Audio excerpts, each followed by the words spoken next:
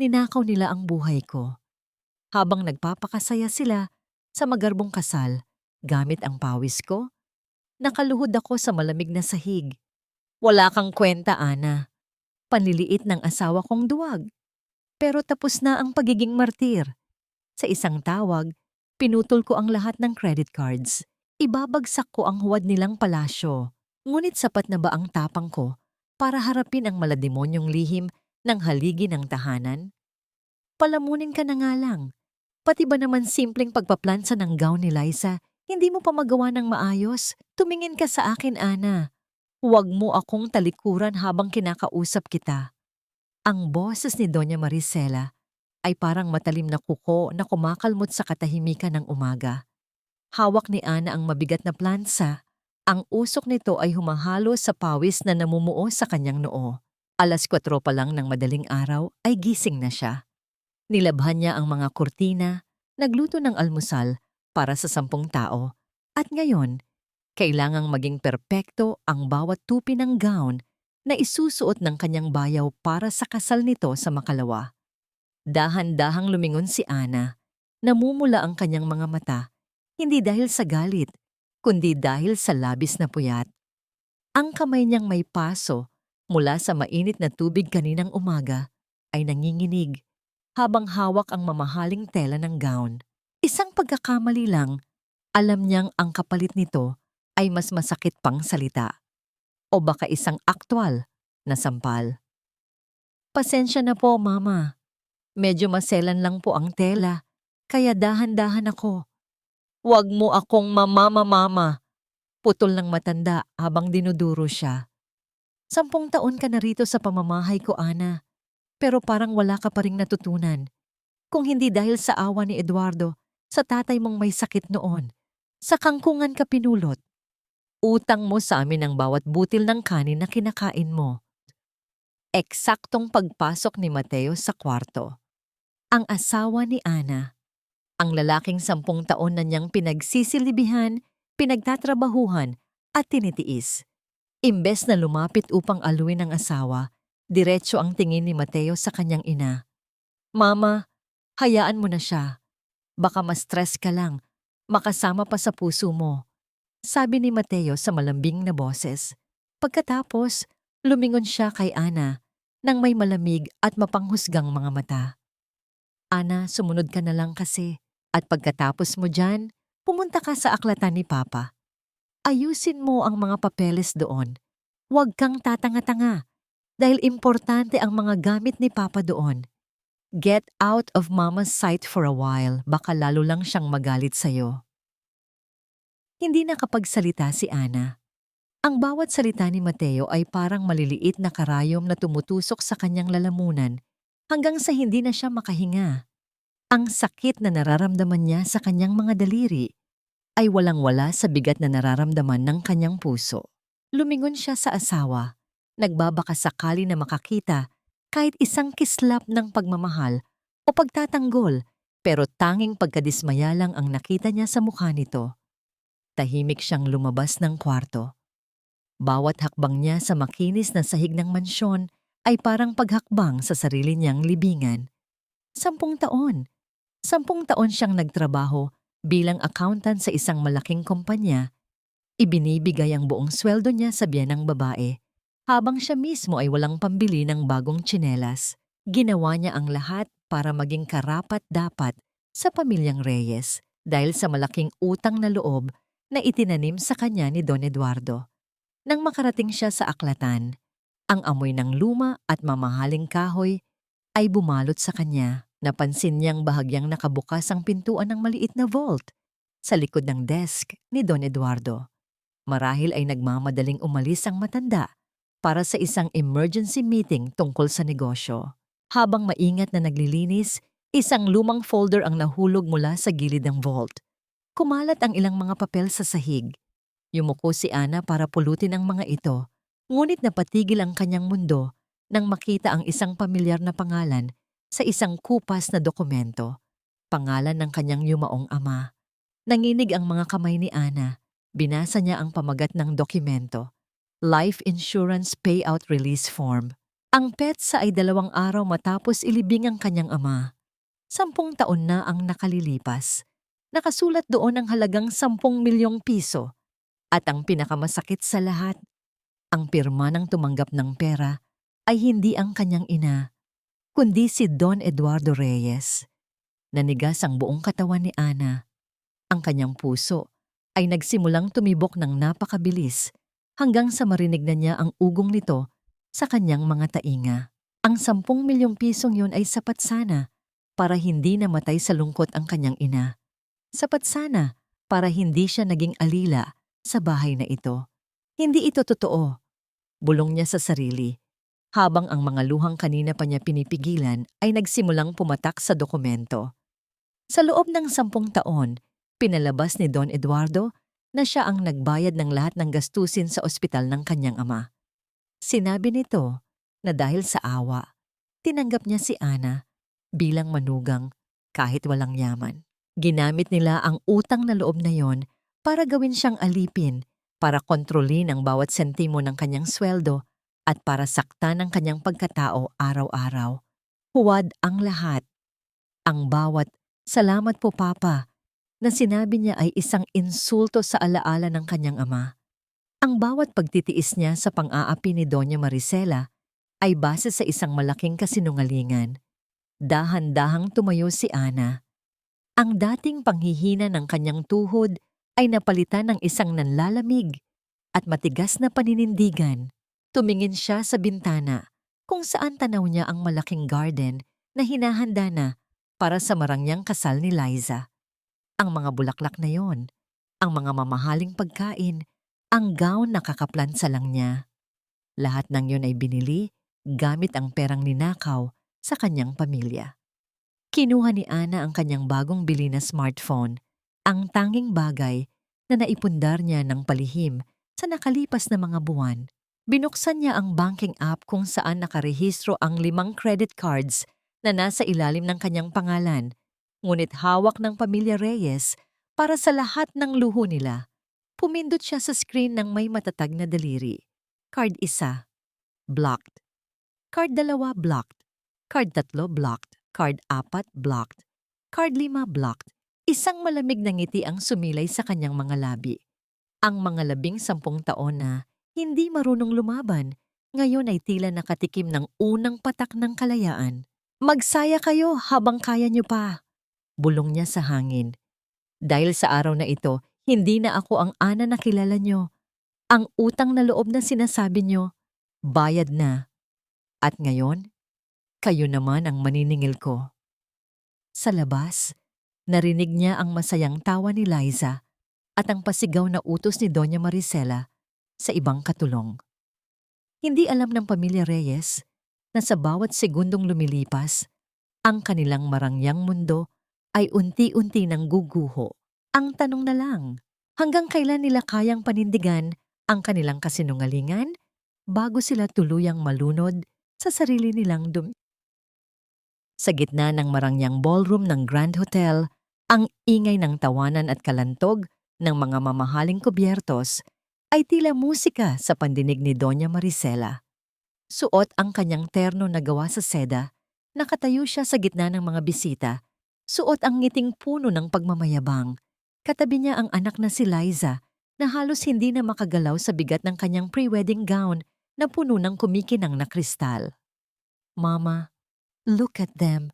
Everyone is so inggit with my wedding. This is going to be the event of the year. Masayang bulong ni Liza habang humihigop ng mamahaling wine. Ngunit ang katuwaan ng mag-ina ay naputol nang lumapit ang hotel manager. Suot ang isang seryosong mukha na tila may dalang masamang balita. May hawak itong tumpok ng mga resibo na hindi pa napipirmahan. "Excuse me, Mr. Reyes," tawag ng manager kay Mateo na noon ay kausap ang ilang business partners. "We have a bit of a problem with the final payment for the venue and the catering. All the credit cards we tried to swipe, they were all declined." Tumawa ng malakas si Mateo, isang tawang puno ng kaba, ngunit pilit na nagmamayabang. "Declined? Baka sira ang terminal niyo, manager. Those are high-limit cards. Hindi posibleng ma-decline yan, subukan niyo ulit." "Sir, Sinubukan na po namin ng 10 beses sa iba't ibang terminal. Transaction not allowed at card blocked ang lumalabas. We cannot serve the main course unless the balance is settled. Matigas na sagot ng manager. Nagsimulang magbulungan ang mga bisitang malapit sa kanila.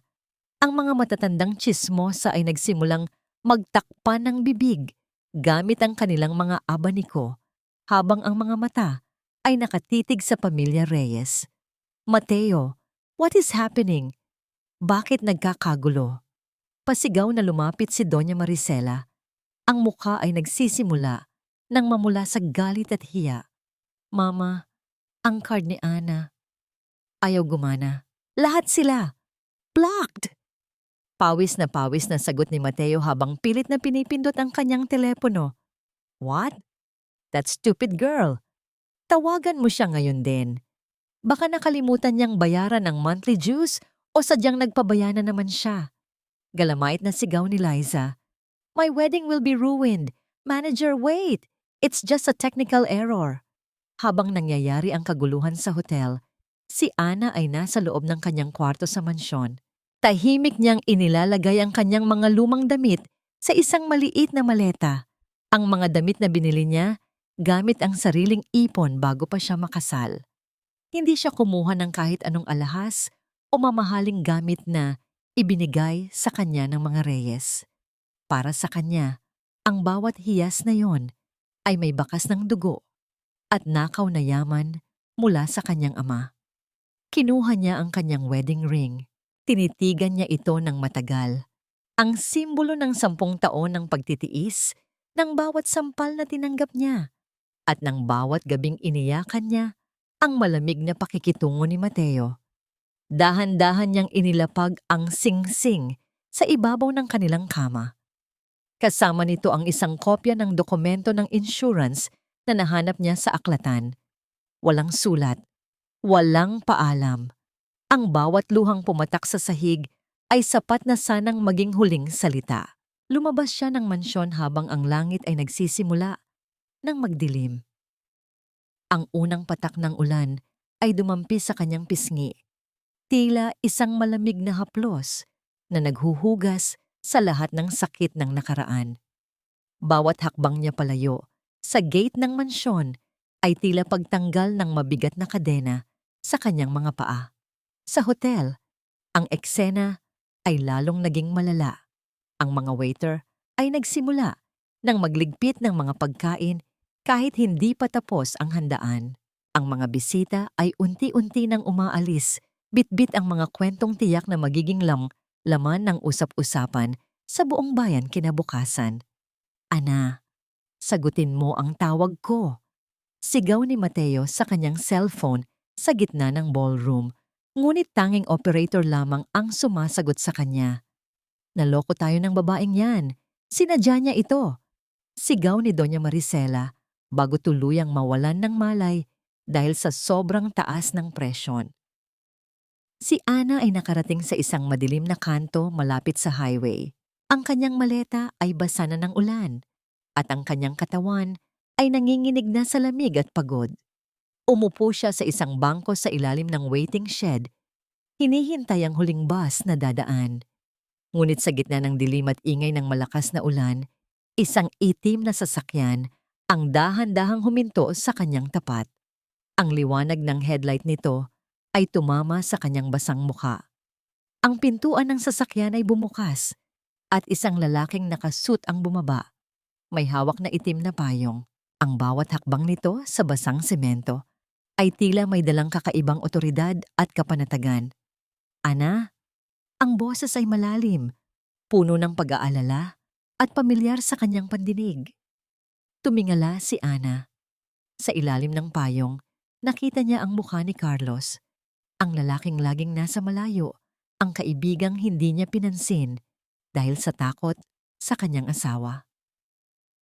Ang mga mata ni Carlos ay hindi nagpakita ng panghuhusga, kundi isang pangakong hindi na siya kailanman mag-iisa. Ngunit bago pa man makapagsalita si Ana, ang kanyang paningin ay nagsimulang magdilim. Ang lahat ng pagod ng 10 taon ay biglang bumagsak sa kanyang mga balikat. Unti-unting naramdaman ni Ana ang pagbagsak ng kanyang katawan. Ngunit bago pa man siya tumama sa matigas na sahig, naramdaman niya ang dalawang malakas na braso na sumalo sa kanya. "Ligtas ka na, Ana. Nandito na ako." Ang huling narinig niya bago tuluyang lamunin ng kadiliman ang kanyang malay. Habang ang ulan ay patuloy na bumubuhos, ang itim na sasakyan ay mabilis na lumayo. Iniwan ang anino ng mansyong unti-unti nang nilalamon ng kahihiyan at dumi.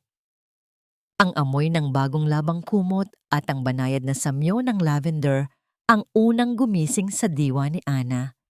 Dahan-dahan niyang iminulat ang kanyang mga mata, umaasang makikita ang pamilyar at malamig na kisame ng kanyang silid sa mansyon ng mga Reyes. Ngunit sa halip na kadiliman at lungkot, isang malinis, pamaliwanag na silid ang bumungad sa kanya. Ang init na nagmumula sa isang maliit na heater sa gilid ng kama ay tila yumayakap sa kanyang nangangatog pang katawan. "Gising ka na pala." Ang boses ni Carlos ay mahinahon, tila isang banayad na agos ng tubig na nagpapakalma sa kanyang naguguluhang isipan. Nakatayo ang lalaki malapit sa bintana, bit-bit ang isang tasa ng mainit na chocolate. Wala na ang kanyang suit jacket at ang mga manggas ng kanyang puting polo ay nakatupi hanggang sa siko na nagpapakita ng isang anyong mas relax, ngunit puno pa rin ng otoridad. "Nasaan ako? Bakit? Bakit mo ako tinulungan?" Mahinang tanong ni Ana. Ang boses niya ay paos at tila malalagutan ng hininga. Lumapit si Carlos at maingat na inilapag ang tasa sa maliit na mesa sa tabi ng kama. Umupo siya sa isang upuan sa tapat ni Ana. Pinapanatili ang sapat na distansya upang hindi mailang ang babae. "Nasa kondo ko tayo, Ana. Nakita kita sa waiting shed, basang-basa at wala ng malay. Hindi kita pwedeng iwanan doon ng ganoon ang kalagayan," sagot ni Carlos. Ang kanyang mga mata ay puno ng sensiridad na matagal nang hindi nakikita ni Ana mula sa kahit sinong lalaki. "I saw what happened at the hotel." Ang balita ay mabilis na kumalat. "You did it, Ana. You finally stood up for yourself." Napayuko si Ana. Ang kanyang mga daliri ay mahigpit na nakahawak sa makapal na kumot. "Hindi lang yun tungkol sa cards, Carlos. May nahanap ako sa aklatan ni Don Eduardo." Ikinuwento ni Ana ang lahat. Ang dokumento ng insurance, ang nakaw na yaman, at ang 10 taon ng kasinungalingan na ginamit upang gawin siyang alila. Habang nagsasalita siya, ang mga luha ay muling pumatak. Ngunit sa pagkakataong ito, hindi ito luha ng panghihina. Ito ay luha ng isang pusong nagnanais ng katarungan. Hindi sumabat si Carlos. Hinayaan niya lang na ilabas ni Ana ang lahat ng sakit. Bilang isang abogado, alam niyang ang kasong ito ay mabigat. Ngunit bilang isang lalaking matagal nang may lihim na paghanga kay Ana, mas ramdam niya ang bigat ng bawat hikbi ng babae. "Don't worry, Ana. Hindi lang tayo hihinto sa pag-block ng cards. We will make them pay for every centavo and every tear they took from you. I will protect you." "Pangako yan," mariing sabi ni Carlos. Habang naghahari ang katahimikan at katiwasayan sa kondo ni Carlos, kabaligtaran naman ang nangyayari sa mansyon ng mga Reyes. Ang tunog ng nababasag na florera ay umalingaw-ngaw sa malaking sala. Ang mukha ni Doña Maricela ay tila isang sumasabog na bulkan. Nasaan ang babaeng yan? Magnanakaw siya. Winasak niya ang pangalan natin. Liza is crying her heart out dahil sa kahihiyang ginawa niya. Si Mateo ay pabalik-balik sa paglalakad. Ang kanyang mga kamay ay nakahawak sa kanyang ulo. "Mama, hindi ko siya mahanap. Lahat ng kaibigan niya, tinawagan ko na. She's gone. And the banks. They're calling us. We owe millions for the wedding preparations and our personal loans." "Enough!" Ang malamig at autoritanyong boses ni Don Eduardo ang nagpatahimik sa lahat. Nakaupo siya sa kanyang malaking silya. Ang mga kamay ay magkadaop sa ilalim ng kanyang baba. Walang emosyon ang kanyang mukha, ngunit ang kanyang mga mata ay tila sa isang ahas na naghahanda ng manuklaw. Mateo, hindi mo ba naiisip? Si Ana ay isang accountant. She knows our finances more than we do. Kung wala siya, walang magpapatakbo ng mga utang natin. We need her back. Hindi dahil mahal mo siya, kundi dahil siya ang tanging paraan para hindi tayo mabulok sa kalsada, sabi ni Don Eduardo. But Papa, how? Hiyang-hiya na tayo sa buong town. Reklamo ni Liza na mugto pa ang mga mata. Gamitin niyo ang tanging alam niyo. Gamitin niyo ang pamilya niya. Gamitin niyo ang konsensya niya. Ana is soft-hearted. Isang iyak mo lang, Mateo. Isang patawad. At kailangan kita. Babalik yan. Utos ng matanda. And look for Carlos.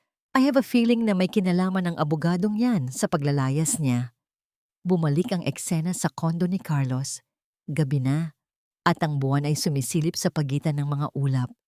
Nakatayo si Ana sa balkonahe, nakatingin sa malayo. Naramdaman niya ang pagtabi ni Carlos sa kanya. Sapat lang para maramdaman niya ang init ng presensya nito, pero hindi sapat para matakot siya. Ano ang plano mo ngayon, Ana? Tanong ni Carlos. Huminga ng malalim si Ana. Gusto ko nang wakasan ang lahat ng ito, Carlos. Gusto ko nang lunan ng bawat kadenang itinali nila sa akin. I want my life back. Tumingin si Carlos sa kanya. Isang maliit na ngiti ang sumilay sa kanyang mga labi. Then we will fight. Bukas na bukas din, ihahanda natin ang mga papeles. But for tonight, just rest. Dito ka muna. No one can hurt you here.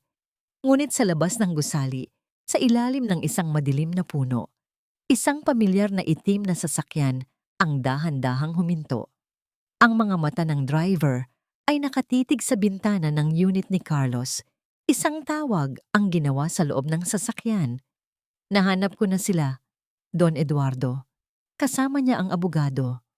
Ang dilim ng gabi ay tila naging mas mabigat. Ang bawat patak ng ulan na natitira sa mga dahon ay tila babala ng isang mas malaking bagyong darating. Isang bagyong susubok kung gaano nga ba katatag ang bagong nahanap na tapang ni Ana. Ang malakas, basunod-sunod na paghampas sa pinto ay yumanig sa buong unit ni Carlos. Ang bawat kalabog ay tila isang babala na ang nakaraan ni Ana ay pilit na sumisira sa pinto ng kanyang bagong nahanap na katahimikan. Napabalikwas si Ana mula sa pagkakaupo sa sofa. Ang kanyang mga kamay ay agad na napahawak sa kanyang dibdib dahil sa kaba. Ana, alam kong nandyan ka. Buksan mo itong pinto. Huwag kang magtago sa likod ng ibang lalaki. Ang boses ni Mateo ay puno ng galit at desperasyon. Nang buksan ni Carlos ang pinto, agad na pumasok si Mateo nang walang pahintulot. Magulo ang kanyang buhok, gusot ang kanyang polo, at ang kanyang mga mata ay mapula. Isang anyo na tila ba siya ang biktima sa sitwasyong ito. Ana, ano ba itong ginagawa mo?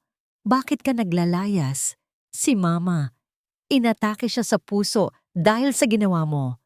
She's in the hospital right now. At ikaw, narito ka lang at nagpapakasaya kasama ang abogadong ito? Sigaw ni Mateo habang pilit na lumalapit kay Ana. Napaatras si Ana, ang kanyang likod ay tumama sa malamig na pader. Ang bawat salita ni Mateo ay tila isang lason na pilit na pumapasok sa kanyang isipan. Mateo, alam mo kung bakit ako umalis? Alam mo ang lahat ng tinitiis ko sa bahay niyo? Tinitiis. Ana, nakakalimutan mo na ba ang lahat ng ginawa ng pamilya ko para sa'yo? Kung hindi dahil kay Papa, wala na ang tatay mo noon pa lang. Utang mo sa amin ang buhay ng pamilya mo. Tapos ngayon, ganito ang igaganti mo. Sisirain mo ang kasal ni Liza at papatayin mo si Mama sa sama ng loob. Ang boses ni Mateo ay pumiyok sa pekeng iyak. Isang taktika na 10 taon na niyang ginagamit para pasunurin si Ana. Ramdam ni Ana ang pamilyar na bigat sa kanyang puso.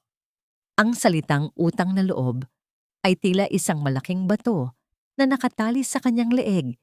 Pilit siyang hinila, pabalik sa ilalim ng tubig. Muntik na niyang maisigaw ang tungkol sa nahanap niyang dokumento, ang tungkol sa pagnanakaw ni Don Eduardo, ngunit ang kanyang lalamunan ay tila nanuyo sa takot. Bago pa man makahakbang muli si Mateo, isang matatag na braso ang humarang sa kanyang harapan. Si Carlos ay nakatayo sa pagitan nila. Ang kanyang anyo ay tila isang hindi matitinag na kalasag. Tama na, Mateo. Hindi ito ang lugar para sa iyong mga drama. Malamig na sabi ni Carlos. Ang kanyang boses ay walang bakas ng takat. Tanging otoridad lamang. Sino ka ba para makialam sa amin? Asawa ko siya. We are family. Bulyaw ni Mateo. Pilit na sinusubukang itulak si Carlos, ngunit hindi man lang ito naitaas. Asawa ka lang sa papel, Mateo. Pero ang ginagawa niyo sa kanya ay hindi gawa ng isang pamilya. I am here as her legal counsel. Kung gusto mong kausapin ang asawa mo, kausapin mo ako sa opisina ko sa oras ng trabaho. Pero ngayon, lumabas ka bago ko tawagin ang security ng building para kaladkarin ka palabas. Tugon ni Carlos nang may nakakatakot na kalmado. Lumingon si Mateo kay Ana. Ang kanyang mukha ay biglang nagbago mula sa pagiging biktima tungo sa pagiging isang malupit na kaaway. Sige Ana, sumama ka sa kanya. Pero tandaan mo ito, kapag may mangyaring masama kay mama o kapag nalaman ni Papa na narito ka, huwag kang iiyak sa akin. You will lose everything. Idedemanda kita ng adultery. Sisirain ko ang buhay mo. Padabog na lumabas si Mateo at malakas na isinara ang pinto na nag-iwan ng isang nakakabinging katahimikan sa loob ng silid. Napaupo si Ana sa sahig. Ang kanyang buong katawan ay nanginginig sa takot at pagod. Agad na lumapit si Carlos sa kanya.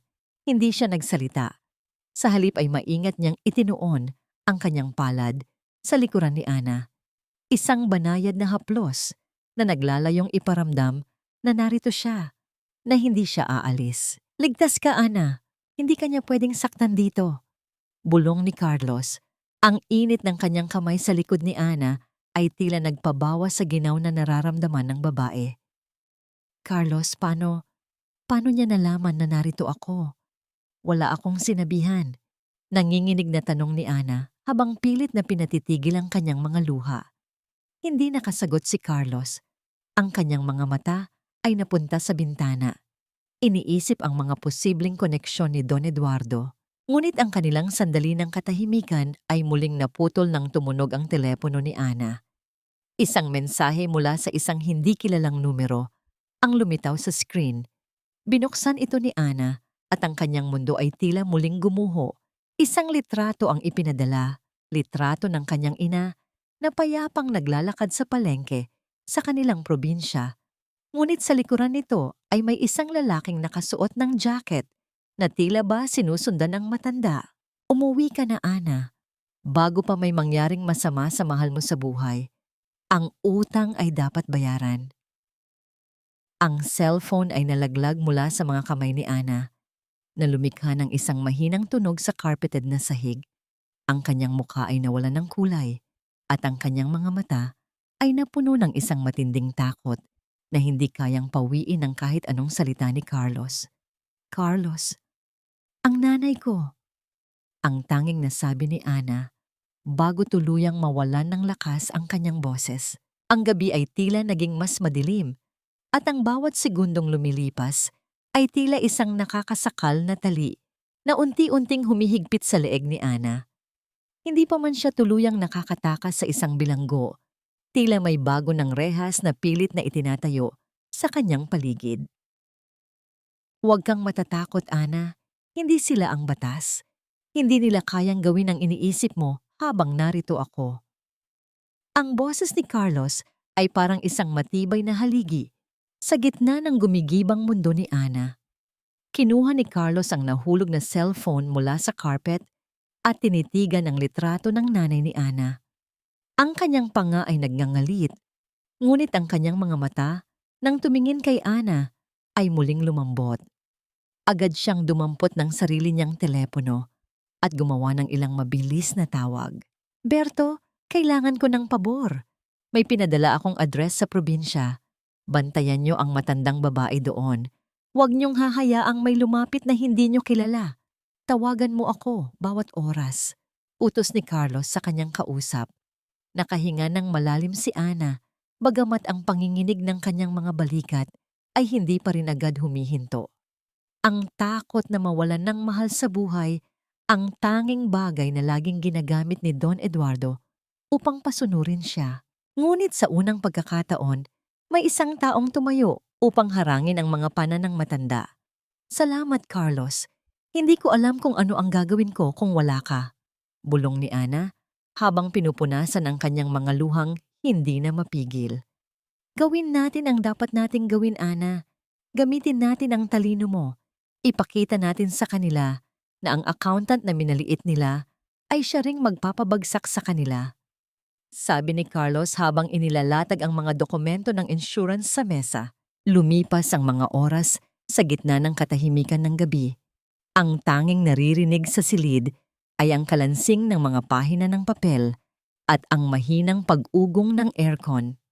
Magkatabing naupo sina Ana at Carlos, sinusuri ang bawat pirma at bawat petsa.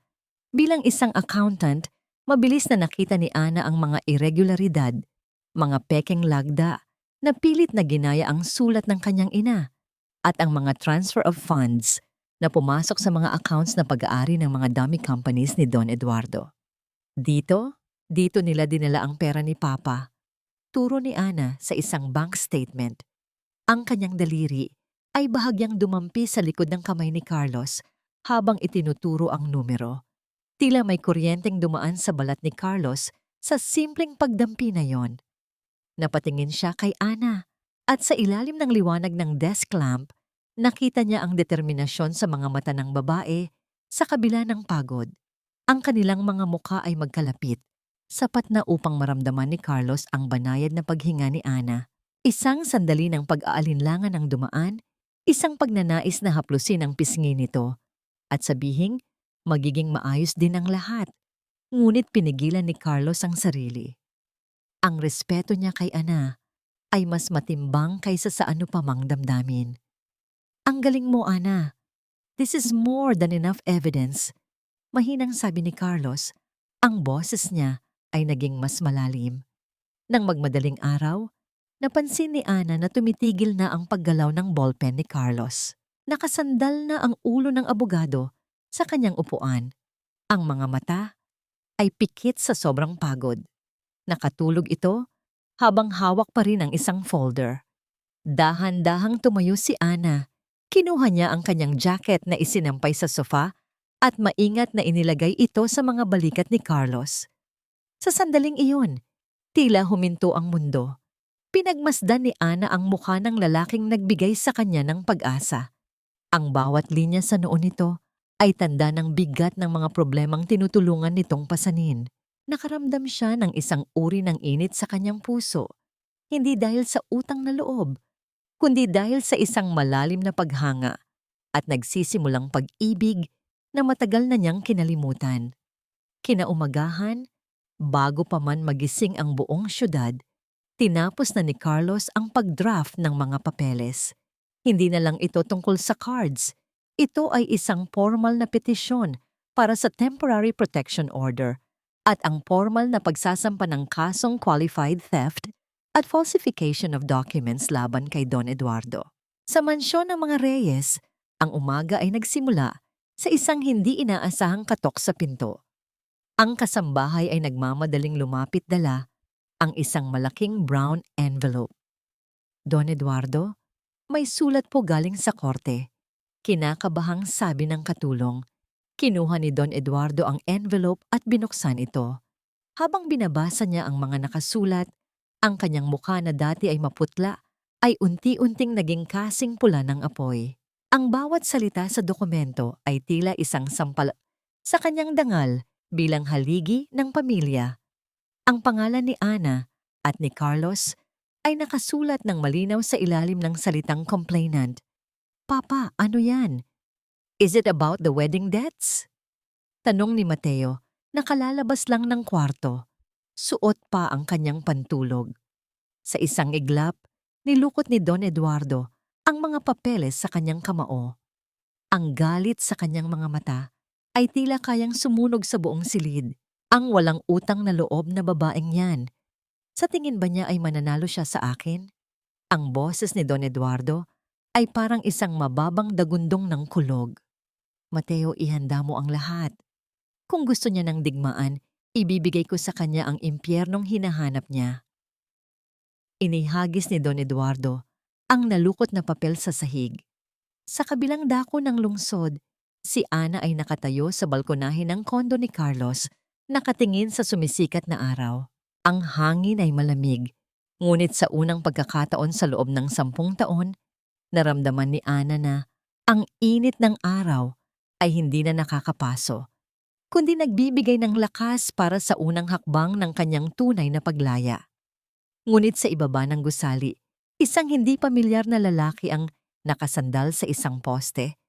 Pasimpleng kinukuhanan ng larawan ng bintana kung saan nakatayo si Ana. Ang digmaan ay kasisimula pa lamang at ang mga anino ay nagsisimula na ring gumalaw sa ilalim ng liwanag. Tingnan niyo ang mukha ng babaeng ito. Akala mo ay napaka-inosente, pero sa likod ng kanyang maamong muka ay isang ahas na tumitira sa sariling lungga. Ang boses ni Doña Maricela ay pumapaibabaw sa isang live video sa social media na mabilis na kumakalat sa buong bayan. Hawak ng matanda ang isang litrato ni Ana na kuha sa labas ng kondo ni Carlos. Ang bawat salitang lumalabas sa kanyang bibig ay parang lason na unti-unting pumapatay sa dangal ni Ana. Tinawag siyang manggagamit, magnanakaw, at isang asawang walang utang na loob na sumama sa ibang lalaki kapalit ng marangyang buhay. Hindi nagtagal, ang bawat sulok ng internet ay napuno ng mga mapanghusgang komento. Ang mga taong dati ay bumabati kay Ana sa kalsada ay biglang naging mga hukom na handang bumato sa kanya ng masasakit na salita. Ang alingas-ngas ay hindi lang nanatili sa social media. Umabot ito hanggang sa pintuan ng opisina kung saan nagtatrabaho si Ana. Nang pumasok si Ana sa kumpanya kinabukasan, ang bawat hakbang niya ay sinasabayan ng mga bulungan at mapanuring tingin ng kanyang mga katrabaho. Ang katahimikan sa loob ng elevator ay tila isang mabigat na pasanin na dumadagan sa kanyang dibdib.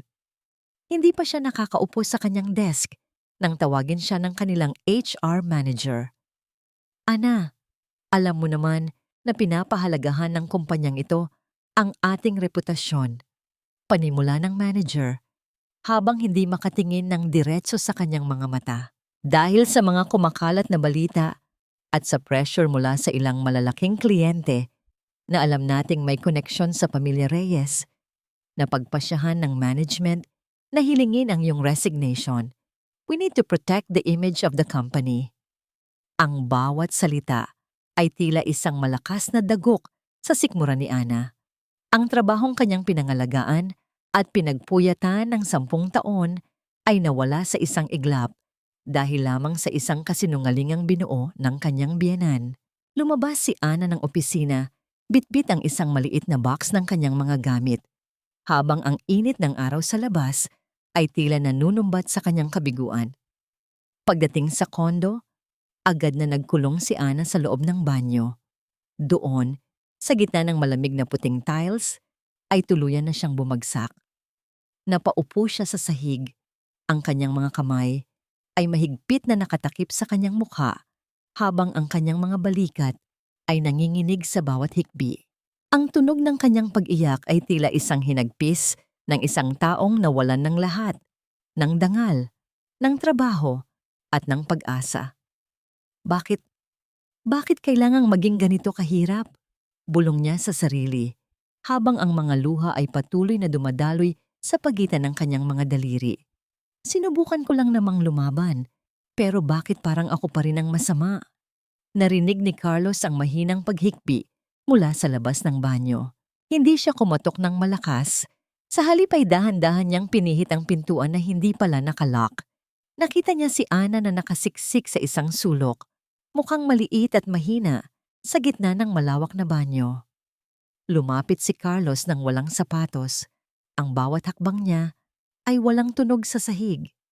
Naupo siya sa tabi ni Ana, Hindi alintana ang dumi o lamig ng tiles. Hindi siya agad nagsalita. Sa halip, maingat niyang inabot ang mga kamay ni Ana at hinila ito palayo sa kanyang mukha. Ana, tumingin ka sa akin, mahinahon niyang sabi. Nang mag-angat ng tingin si Ana, ang kanyang mga mata ay punong-puno ng sakit at pagod.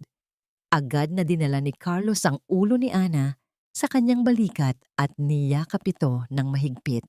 Ang yakap ni Carlos ay hindi puno ng pagnanasa, kundi ng isang pangakong siya ang magsisilbing pader laban sa lahat ng mapanghusgang mata sa labas. Hayaan mo silang mag-ingay. Ang katotohanan ay parang araw. Ana, maaari itong matakpan ng ulap sa loob ng ilang sandali. Pero darating ang oras na muli itong sisikat at tutunaw sa lahat ng kadiliman. Bulong ni Carlos habang hinahaplos ang buhok ni Ana. Sa loob ng ilang minuto, ang tanging maririnig ay ang unti-unting pagtahan ni Ana at ang tibok ng puso ni Carlos na tila nagbibigay ng bagong ritmo sa buhay ng babae. Kinuha ni Carlos ang isang malinis na bimpo, binasa ito ng maligamgam na tubig at maingat na pinunasan ang mga tuyong luha sa pisngi ni Ana. Ang bawat haplos niya ay puno ng trato na tila isang mamahaling hiyas ang kanyang hawak. Hindi ka susuko, Ana. Dahil kung susuko ka, mananalo sila. At hindi natin hahayaang mangyari yon. Dagdag pa ni Carlos habang inaalalayan siyang tumayo. Nang maggabi, habang sinusubukan ni Ana na kumain ng inihandang hapunan ni Carlos, biglang tumunog ang kanyang telepono. Isang unregistered number ang tumatawag. Sa takot na baka si Mateo na naman ito, hindi niya sana sasagutin. Ngunit may kung anong nagtulak sa kanya na pindutin ang accept. Ana, anak, si Manang Rosa ito. Ang boses ng matandang katulong sa mansyon ay nanginginig at puno ng takot. Kailangan nating magkita. May sasabihin ako sa'yo tungkol sa gabi bago mamatay ang tatay mo. May nakita ako. Ana, may hindi sila sinasabi sa'yo. Manang Rosa, nasaan po kayo? Magkita tayo sa tapat ng lumang simbahan, bukas ng 8:00. Mabilis na sagot ni Ana. Ang kanyang puso ay muling tumibok ng mabilis dahil sa kaba at kuryosidad. Kinabukasan, maagang dumating si Ana sa napagkasundo ang lugar. Nakaupo siya sa isang semento, malapit sa malaking gate ng simbahan, palingon-lingon sa bawat sasakyang dumadaan. Nakita niya sa malayo ang pamilyar na anyo ni Manang Rosa. Napapalapit, suot ang kanyang kupas na duster at bitbit ang isang lumang bayong. Ngunit bago pa man makalapit ang matanda, isang puting van ang biglang huminto sa tapat nito. Dalawang lalaking nakasuot ng itim na maskara ang mabilis na bumaba. Bago pa man makasigaw si Manang Rosa, puwersahan siyang hinila ng mga lalaki papasok sa loob ng van. Manang Rosa! Sigaw ni Ana habang pilit na tumatakbo patungo sa sasakyan. Ngunit huli na ang lahat. Ang van ay mabilis na humarurot palayo. Iniwan ang isang naiwang tsinelas ni Manang Rosa sa gitna ng kalsada at ang usok ng sasakyan na unti-unting naglalaho sa hangin. Naiwang nakatayo si Ana sa gitna ng kalsada.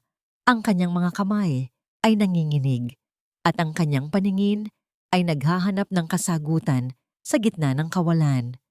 Ano ang sikretong hawak ni Manang Rosa na handang pumatay ang mga reyes para lamang manatili itong nakatago? Hindi tumigil ang panginginig ng mga kamay ni Ana habang nakatitig sa naiwang tsinelas ni Manang Rosa sa gitna ng kalsada. Ang bawat tibok ng kanyang puso ay tila isang babala na ang laban na ito ay hindi na lamang tungkol sa pera, kundi tungkol na sa buhay at kamatayan. Nang dumating si Carlos, agad niyang dinala si Ana sa loob ng sasakyan. Hindi na kailangan ng maraming salita. Ang galit sa mga mata ni Carlos ay sapat na upang malaman ni Ana na hindi nila hahayaang mawala ang matanda. Hahanapin natin siya, Ana. Ipapagamit ko ang lahat ng koneksyon ko sa kapulisan. Hindi sila makakalayo, mariing sabi ni Carlos habang mabilis na pinapaikot ang manibela. Habang hinahanap ng mga otoridad ang puting van, Ang sitwasyon sa loob ng mansyon ng mga Reyes ay unti-unti nang nagkakaroon ng malalalim na lamat. Ang dating marangyang tahanan ay tila naging isang kulungan ng mga gutom na hayop. Wala ng kuryente sa ilang bahagi ng bahay dahil sa hindi nabayarang bills at ang mga katulong ay isa-isa nang nag-aalisan dahil wala ng sweldo. I told you, Mateo, dapat ay pinigilan mo ang babaeng yan. Sigaw ni Liza habang hinahagis ang kanyang mga gamit sa sahig. My husband? He wants an annulment. Nalaman niya na baon tayo sa utang at ang akala niyang yaman natin ay galing lang sa credit cards ni Ana. My life is ruined. Si Doña Maricela naman ay abala sa paghalongkat sa kanyang walk-in closet. Hawak niya ang 3 mamahaling bag na balak niyang ibenta ng palihim sa isang kakilala. Ang kanyang mga mata ay puno ng desperasyon at pangungutya sa sarili. Hindi ako papayag na maghirap tayo, Liza. Ibabalik natin ang lahat sa dati, kahit anong mangyari. Kinabukasan, nagtagpo ang landas ni Ana at Doña Maricela sa loob ng isang malaking bangko sa sentro ng bayan. Si Ana ay naroon kasama si Carlos upang ilipat ang kanyang mga huling ipon sa isang secure na account. Habang si Doña Maricela naman ay sinusubukang isang laang titulo ng kanilang mansyon, isang dokumento na matagal na palang may problema sa pirma. Nang makita ng matanda si Ana, tila nagliyab ang kanyang mga mata. Lumapit siya ng mabilis. Ang kanyang mga takong ay lumilikha ng matitigas na tunog sa marmol na sahig. Itinaas niya ang kanyang kamay upang sampalin si Ana, ngunit sa pagkakataong ito, hindi pumikit ang babae. Maingat ngunit matatag na sinalo ni Ana ang braso ng matanda bago pa man ito dumampi sa kanyang pisngi. Bitawan mo ako, ikaw na ahas ka. Sigaw ni Doña Maricela, dahilan upang mapalingon ang lahat ng tao sa loob ng bangko. Hindi na ako ang Ana na maaari niyo na lang saktan tuwing gusto niyo, Mama. Malamig na sagot ni Ana. Ang kanyang boses ay kalmado ngunit puno ng otoridad. Sanay na akong magpakain ng mga linta sa loob ng 10 taon, pero tapos na ang oras niyo. Ang perang hinahanap niyo ay wala na rito. Ubos na ang pasensya ko. Binitawan ni Ana ang kamay ng matanda nang may sapat na puwersa upang mapaatras ito. Iniwan niya si Doña Maricela na nakatayo doon, hiyang-hiya sa harap ng maraming tao na ngayon ay nagbubulungan na tungkol sa pagbagsak ng mga Reyes. Sa gitna ng tensyon, nakatanggap ng tawag si Carlos. Nahanap na ang kinaroroonan ni Manang Rosa. Mabilis silang nagtungo sa isang abandonadong bodega sa labas ng bayan kasama ang mga pulis. Nang mabuksan ang pinto, nakita nila si Manang Rosa na nakaupo sa sahig. Nakatali ang mga kamay ngunit ligtas. Ang mga kumuha sa kanya ay tumakas na bago pa dumating ang mga otoridad, na tila ba ang tanging layunin lang nila ay takutin ang matanda. Ana, anak. Hikbi ni Manang Rosa nang mayakap siya ni Ana. Salamat sa Diyos, dumating kayo. Dinala nila si Manang Rosa sa isang ligtas na lugar. Doon, habang umiinom ng mainit na tsaa, kinuha ng matanda ang isang maliit at kalawanging susi mula sa loob ng kanyang duster. Inilagay niya ito sa palad ni Ana. Ang kanyang mga mata ay puno ng pagsisisi. Ito ang susi sa maliit na kahon na itinago ko sa ilalim ng sahig sa kwarto ko sa mansyon, bulong ni Manang Rosa. 10 taon ko itong iniingatan. Noong gabing mamatay ang tatay mo, narinig ko si Don Eduardo na may kausap sa telepono. May iniutos siya sa doktor at may isang bagay siyang itinago sa kahon na iyon na magpapatunay na hindi aksidente ang nangyari. Agad na bumalik sina Ana at Carlos sa mansyon ng gabi ring iyon, habang abala ang pamilya Reyes sa isang mainit na pagtatalo sa kabilang bahagi ng bahay.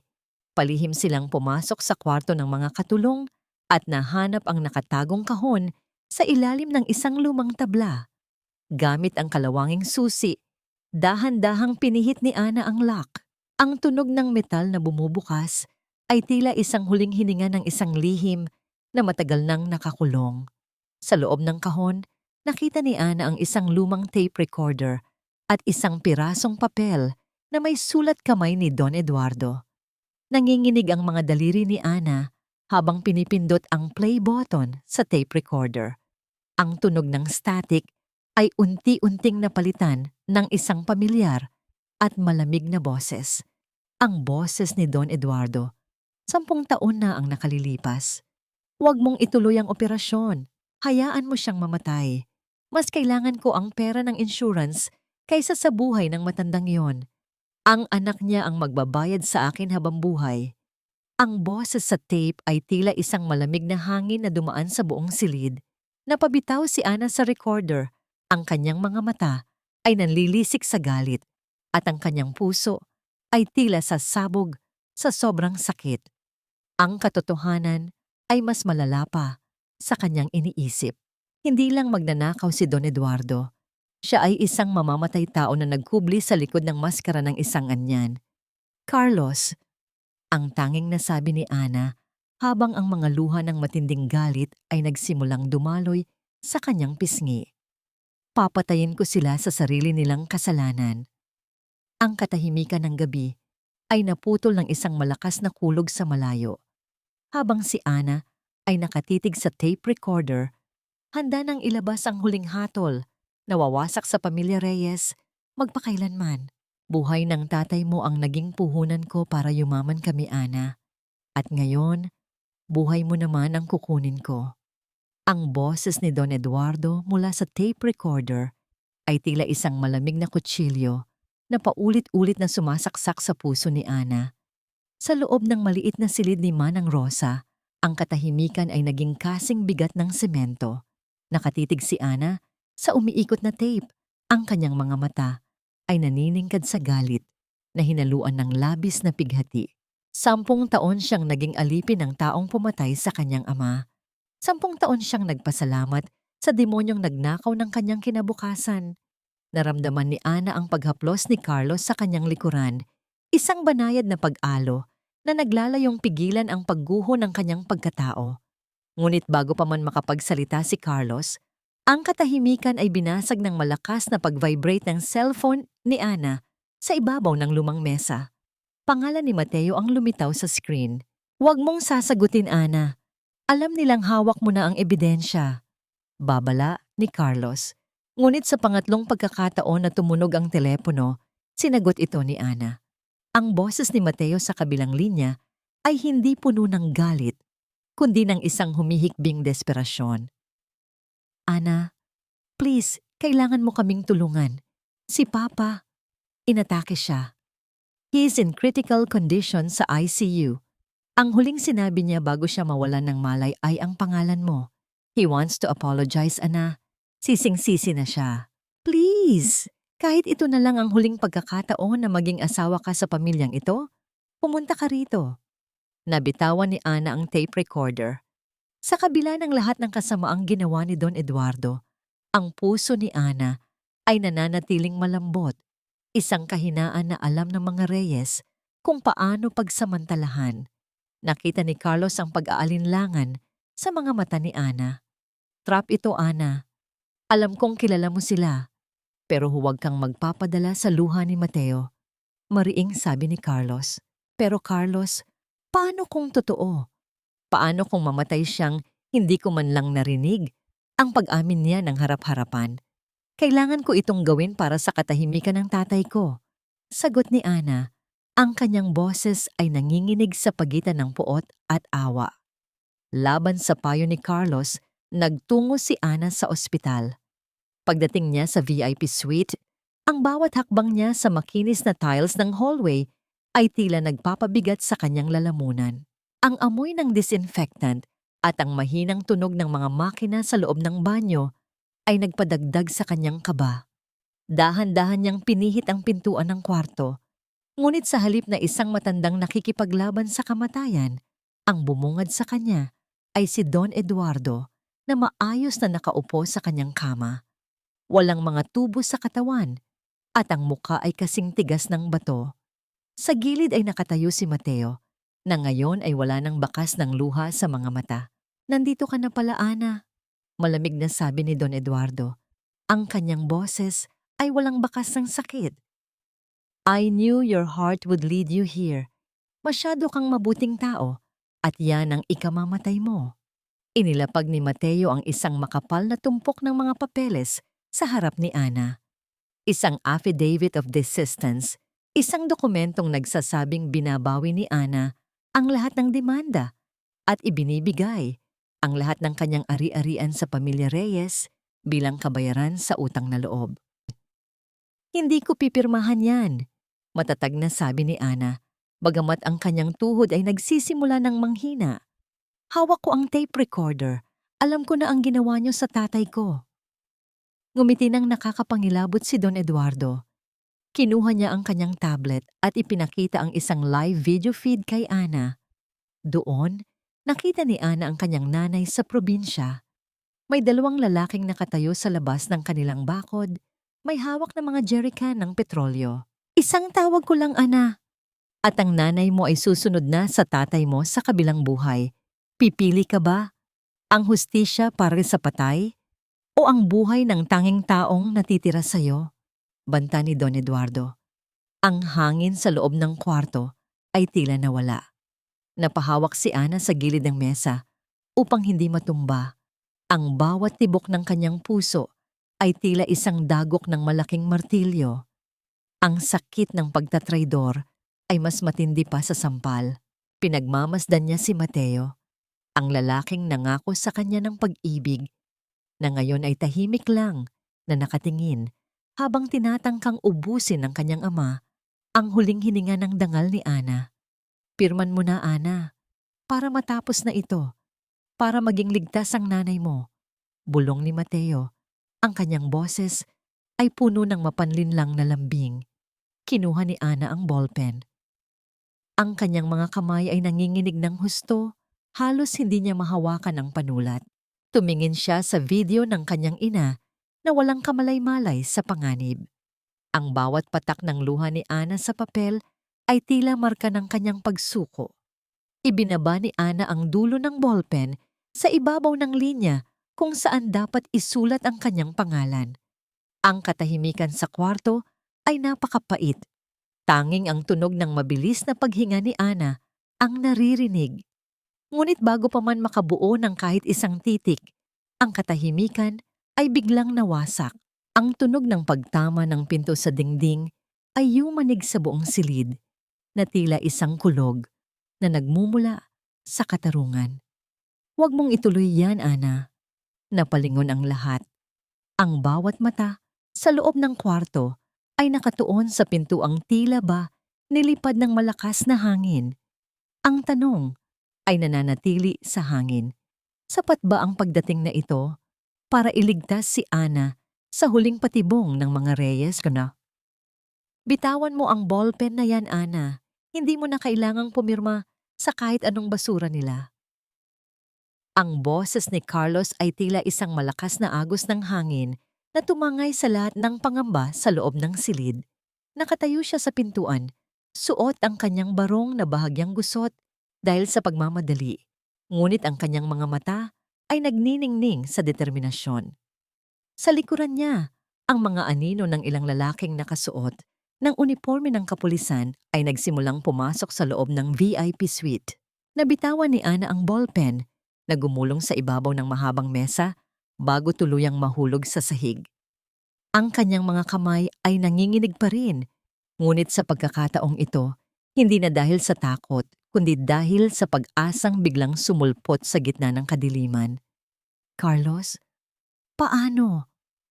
Ang tanging nasabi ni Ana, ang kanyang boses ay tila isang mahinang bulong. Anong ibig sabihin nito? Guard, palabasin ang mga taong ito. Sigaw ni Don Eduardo, ang kanyang mukha ay namumula na sa galit habang pilit na tumatayo mula sa kanyang kama. Ang kanyang panginginig ay hindi na galing sa sakit, kundi sa pagkabigla na ang kanyang perpektong plano ay tila may butas. Wala nang darating na guard, Don Eduardo. Malamig na tugon ni Carlos habang lumalapit sa mesa. Kinuha niya ang kanyang sariling cellphone at ipinakita ang isang screen.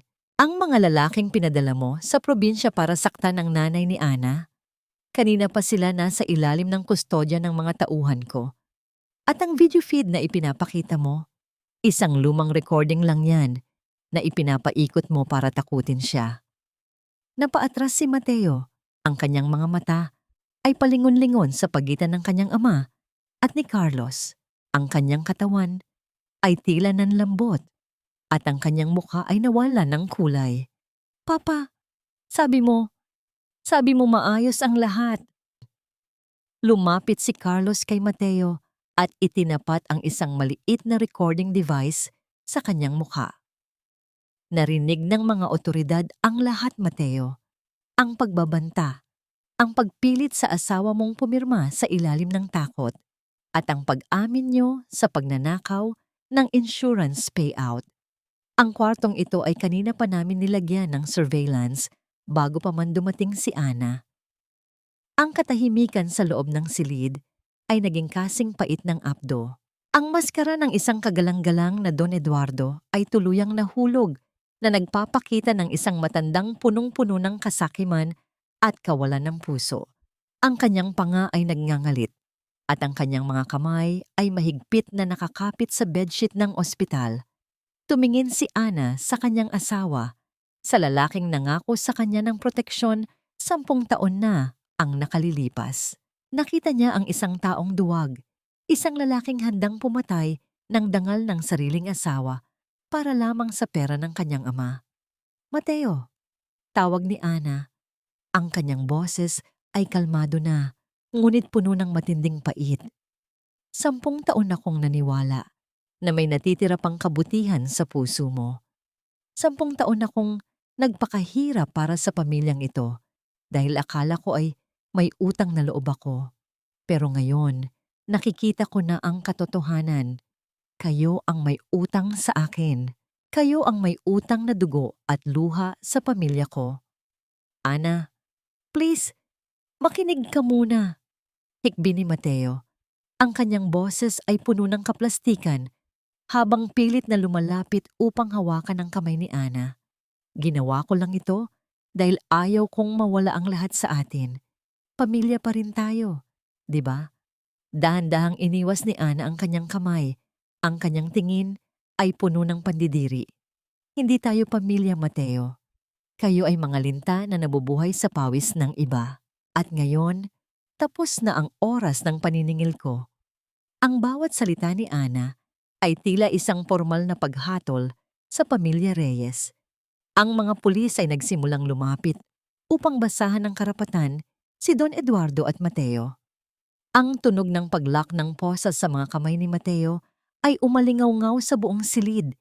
Isang tunog na naghudyat ng katapusan ng 10 taong pagkakabilanggo ni Ana. Nanginig ang mga labi ni Don Eduardo. Ang kanyang paghinga ay naging mabigat. Ngunit sa pagkakataong ito, ang kanyang puso ay tunay na bumigay dahil sa labis na tensyon at kahihiyan. Gayunpaman, walang lumapit sa kanya upang humingi ng tawad. Ang kanyang kapangyarihan ay naglaho kasabay ng pagbagsak ng kanyang mga kasinungalingan. Lumingon si Carlos kay Ana. Ang kanyang mga mata ay puno ng paghanga at isang uri ng pagmamahal na matagal na niyang itinago. Tapos na, Ana. Malaya ka na. Naramdaman ni Ana ang paghawak ni Carlos sa kanyang siko, isang banayad na suporta habang inaalalayan siyang lumabas ng kwartong iyon. Sa labas ng ospital, ang hangin sa gabi ay malamig. Ngunit sa unang pagkakataon, naramdaman ni Ana na ang hangin ay hindi na nakakasakal. Ngunit sa loob ng silid, sa gitna ng kaguluhan, isang madilim na balak ang muling nabuo sa isipan ni Mateo. Habang dinadala siya ng mga pulis, nakita niya ang isang matalim na kutsilyo sa ibabaw ng basket ng prutas na hindi napansin ng sinuman. Ang kanyang desperasyon ay nauwi sa isang uri ng kabaliwan. Sa isang iglap, bago pa man sila makalabas ng tuluyan sa hallway, si Mateo ay nagawang kumawala sa hawak ng pulis. Ang kanyang mukha ay tila sa isang demonyong wala na sa sariling pag-iisip. Kung hindi ka mapapa sa akin, Ana, walang makikinabang sa'yo.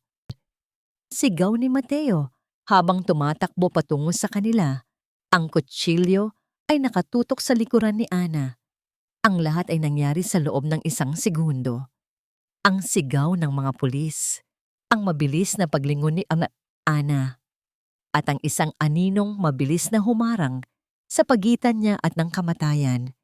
Ang bawat segundo ay tila tumigil sa pag-inog ng humarang si Carlos sa pagitan ni Ana at ng kamatayan. Sa halip na ang malamig na talim ng kutsilyo ang bumaon sa likuran ni Ana, ang puting polo ni Carlos ang mabilis na nilamon ng mapulang likido.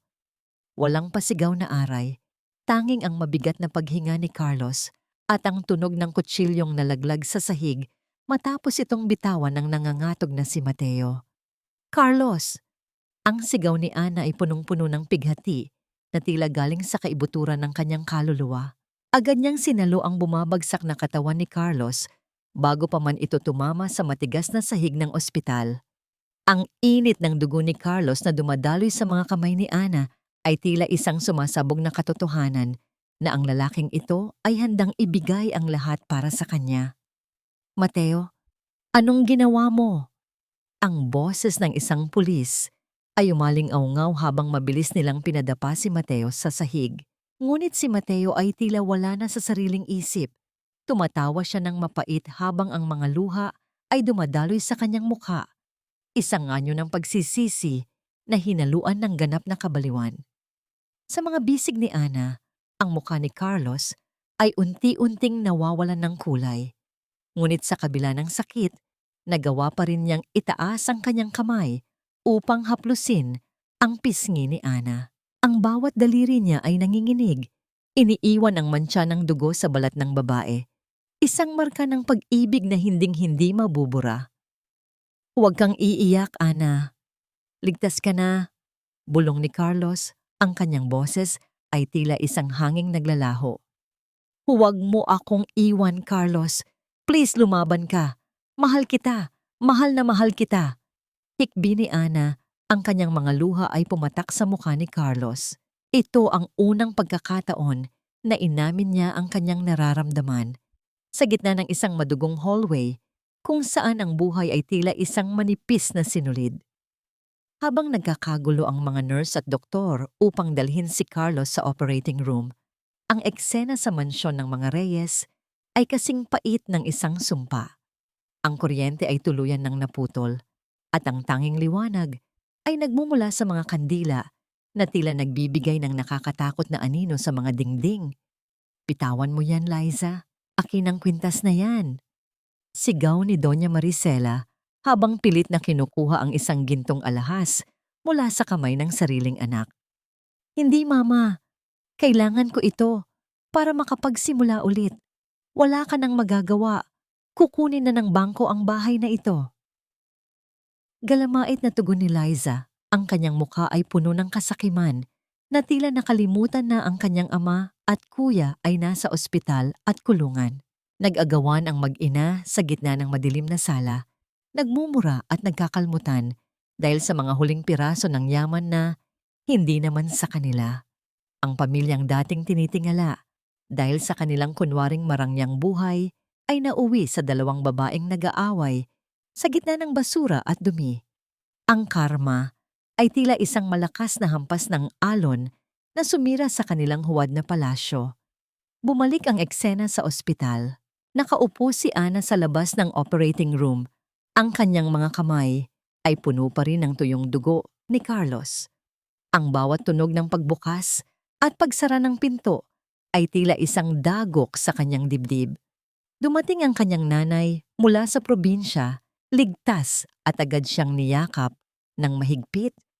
Doon, sa bisig ng kanyang ina, tuluyang ibinuhos ni Ana ang lahat ng takot at pagod. "Nanay, paano kung mawala siya? Siya lang ang naniwala sa akin." Tangis ni Ana. "Anak, ang taong nagmamahal ng tapat ay may basbas ng langit. Magtiwala ka." Pag-aalo ng kanyang ina. Lumipas ang mga oras na tila walang katapusan. Ang tanging naririnig ni Ana ay ang sarili niyang mabilis na tibok ng puso. Nang biglang bumukas ang pinto ng operating room, Lumabas ang isang doktor na may seryosong mukha. Tinanggal nito ang kanyang maskara at tumingin ng diretso sa mga mata ni Ana. Kailangan niyo pong maging matatag. Maraming dugo ang nawala sa kanya at ang saksak ay malapit sa kanyang baga. Ginagawa namin ang lahat pero sa ngayon, ang makina na lang ang nagpapatakbo sa kanyang puso. Kasunod ng mga salitang yon ay ang tunog ng monitor mula sa loob ng kwarto. Isang mahaba at nakakangilong tunog ng paghinto ng tibok ng puso. Ang mundo ni Ana ay tila biglang huminto. Ang liwanag sa hallway ay tila naglaho at ang tanging natira ay ang malamig na katahimikan ng kawalan ng pag-asa. Napaluhod si Ana sa sahig. Ang kanyang paningin ay nakatuon sa pintuang tila naging harang sa kanyang huling pagkakataon na maging masaya. Ang katarungang ipinaglaban niya ay tila naging isang mapait na tagumpay kung ang kapalit nito ay ang buhay ng tanging taong nagturo sa kanya kung paano muling magmahal. "Hindi, Carlos! Huwag mo akong iwan! Lumaban ka, please!" Ang sigaw ni Ana ay yumanig sa buong pasilyo ng ospital, isang hiling na punong-puno ng desperasyon at pag-ibig. Ngunit ang mahabang tunog ng monitor sa loob ng kwarto ay tila isang malupit na hatol ng tadhana. Agad na pumasok ang mga doktor, dala ang defibrillator. Ramdam ni Ana ang pagtulak sa kanya ng mga nurse palabas hanggang sa muli siyang mapaluhod sa malamig na sahig ng hallway. Sa bawat sandali ng katahimikan, nanalangin si Ana nang higit pa sa kanyang buong buhay. "Panginoon, kunin niyo na ang lahat sa akin. Huwag lang siya. Siya lang ang nagturo sa akin na karapat-dapat akong mahalin." At sa gitna ng kadiliman, isang mahinang tunog ng regular na ritmo ang muling narinig mula sa loob. Ang mahaba at nakakangilong tunog ay napalitan ng mabagal ngunit matatag na tibok. Ang mga doktor ay lumabas, pawisan, ngunit may bakas ng ginhawa sa kanilang mga mata. "Ligtas na siya, Ana. Milagro. Pero bumalik ang tibok ng kanyang puso. He is a fighter," bulong ng doktor. 6 na buwan ang mabilis na lumipas. Ang sikat ng araw ay tumatagos sa malalaking bintana ng Hall of Justice. Nakatayo si Ana sa harap ng salamin sa comfort room. Inaayos ang kanyang simpleng puting blazer. Wala na ang takot sa kanyang mga mata. Ang babaeng dati ay nakayuko at laging nanginginig. Sa harap ng mga Reyes ay wala na. Ang nakatayo ngayon ay si Anastasia Reyes, isang babaeng malaya, matatag, at handang harapin ang kanyang nakaraan. Sa loob ng courtroom, ang kapaligiran ay mabigat. Nakaupo sa wheelchair si Don Eduardo, ang kanyang katawan ay tila natuyo na at ang kanyang dating mapagmataas na mukha ay puno na ng pangamba. Sa tabi niya, si Mateo ay nakasuot ng orange na uniforme ng bilanggo, nakayuko at hindi makatingin ng diretso sa kahit kanino. Nang tumayo si Ana sa witness stand, ang bawat mata sa loob ng silid ay nakatuon sa kanya. Sinabi niya ang lahat, mula sa pagnanakaw ng insurance payout 10 taon na ang nakalilipas, ang bawat gabi ng pang-aapi, hanggang sa madugong gabi sa ospital. Ang kanyang boses ay hindi nanginginig.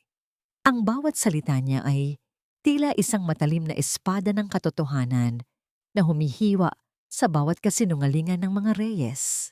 "Ang utang na loob na lagi ninyong isinusuumbat sa akin ay isang malaking panlilinlang," mariing sabi ni Ana habang nakatingin ng diretso kay Don Eduardo. "Pinatay niyo ang tatay ko sa kapabayaan at ninakawan niyo ako ng 10 taon ng buhay. Ngayon, ang hustisya naman ang maniningil sa inyo. Ang hatol ng hukom ay mabilis at walang kasing pait para sa mga nagkasala. Habambuhay na pagkabilanggo para kay Mateo dahil sa tangkang pagpatay at maraming taon para kay Don Eduardo dahil sa malaking kaso ng fraud at falsification of documents. Inutusan din ng korte na ibalik sa pamilya ni Ana ang lahat ng perang ninakaw, kasama ang lahat ng interes at danyos."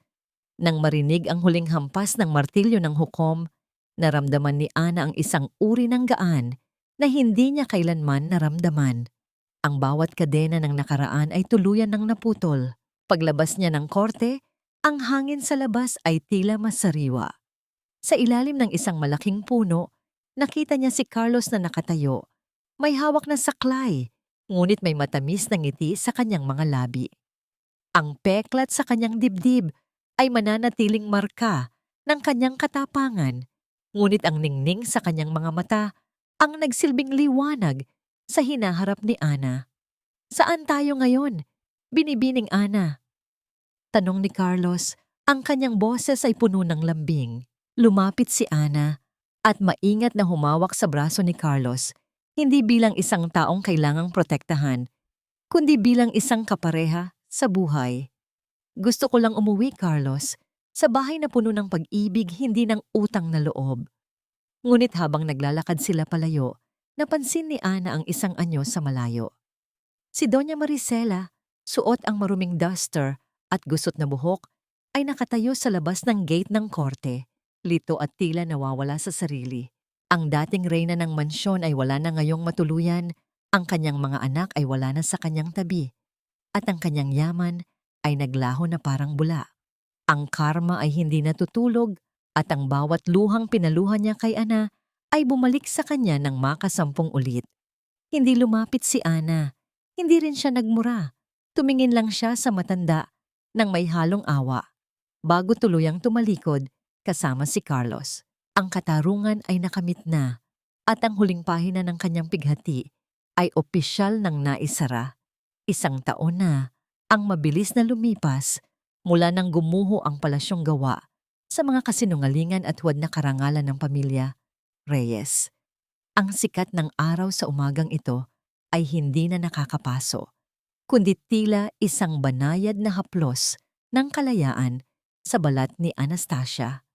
Nakatayo siya sa gitna ng kanyang sariling hardin, sa isang payak ngunit magandang bahay na malayo sa ingay at dumi ng nakaraan. Ang bawat bulaklak na kanyang itinanim ay simbolo ng isang bahagi ng kanyang pagkatao na muling nabuhay at namukadkad. Nasilayan ni Ana ang kanyang nanay, na payapang nagdidilig ng mga halaman sa kabilang panig ng bakuran. Ang bawat ngiti ng matanda ay sapat na bayad sa lahat ng hirap na kanyang pinagdaanan. Wala na ang takot sa mga mata ng kanyang ina at wala na ang anino ng panganib na dating laging nakabuntot sa kanila. Ang katarungan ay hindi lamang nagbigay ng pera, nagbigay ito ng pagkakataong makahinga ng malalim nang walang iniisip na utang na loob na dapat bayaran. Sa kabilang banda, ang mga balita tungkol sa pamilya Reyes ay tila mga tuyong dahon na lang na nilipad ng hangin.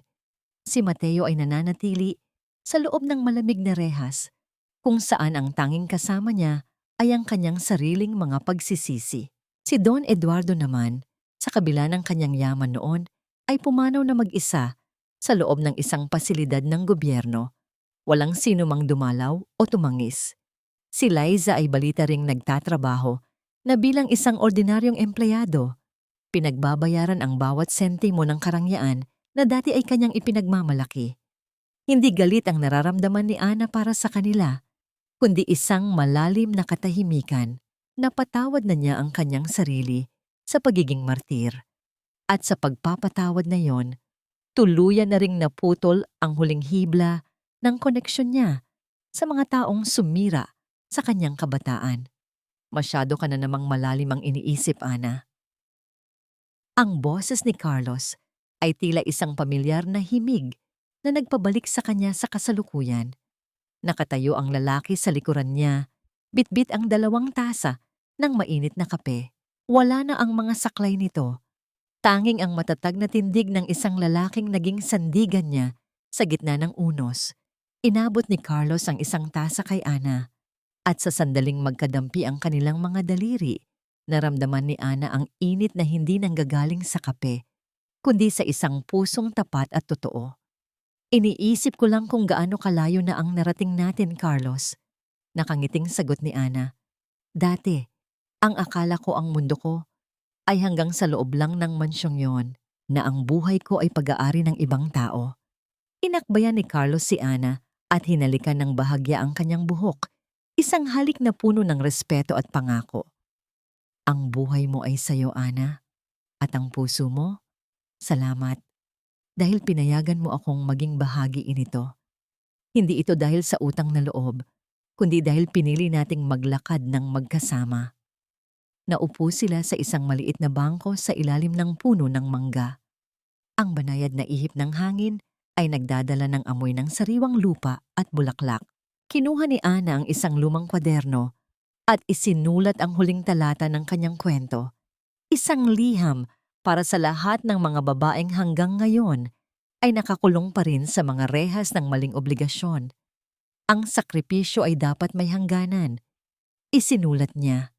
Ang pagmamahal ay hindi dapat nakakasakal at ang utang na loob ay hindi kailanman dapat bayaran ng sarili mong kaluluwa. Ang tunay na paghilom ay nagsisimula sa sandaling sabihin mo sa iyong sarili, "Karapat dapat akong maging masaya." Isinara ni Ana ang kwaderno at sumandal sa balikat ni Carlos. Ang langit ay malinaw. Walang bakas ng nagbabadyang bagyo. Sa unang pagkakataon sa loob ng maraming taon, alam ni Ana na ang bawat bukas ay hindi na isang pakikipaglaban, kundi isang biyaya. Ang kanyang sugat ay naging peklat na lamang, isang paalala na siya ay nasaktan, ngunit siya rin ay nakaligtas at muling nabuo. Ang katahimikan sa paligid ay naging musika sa kanyang pandinig. Ang katarungan ay nakamit, ang kapayapaan ay nahanap, at ang pag-ibig ay tunay na dumaong sa kanyang dalampasigan. Sa ilalim ng malawak na kalangitan, si Anastasia Reyes ay hindi na lamang isang anino ng nakaraan, kundi isang liwanag na handang magbigay ng pag-asa sa iba pang mga pusong naghahanap ng daan pauwi sa sarili.